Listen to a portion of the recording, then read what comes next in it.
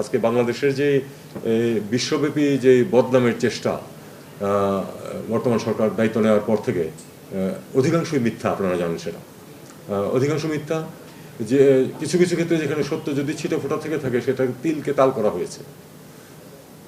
এটা কিন্তু মিডিয়ার কাজ। ভারতীয় মিডিয়া আপনারা জানেন যে প্রবলভাবে আমাদের বিরুদ্ধে লেগেছিল। আমাদের একটা অন্যতম শক্তি হচ্ছে যে প্রফেসর ইউনূসের ইমেজ সমস্ত পৃথিবীতে ভালো, সবাই তাকে চেনেন।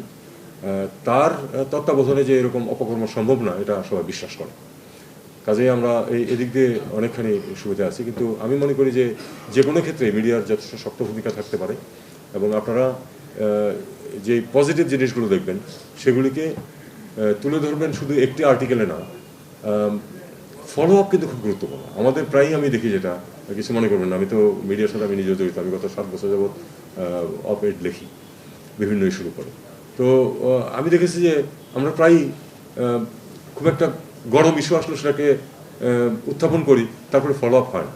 কিন্তু আসলে কিন্তু রেজাল্টের জন্য ফলো আপ প্রয়োজন হয়। আপনি যে ইস্যুটা তুলে আনবেন, মনে করেন যে সেটা জনগণের, দেশের উপকার হবে, অর্থনীতির উপকার হবে, সেটাই আর্টিকেলটা লিখেই শেষ করবেন না, সেটা ফলো আপ করবেন, তারপরে কোথায় আটকে আছে সেগুলি বলবেন।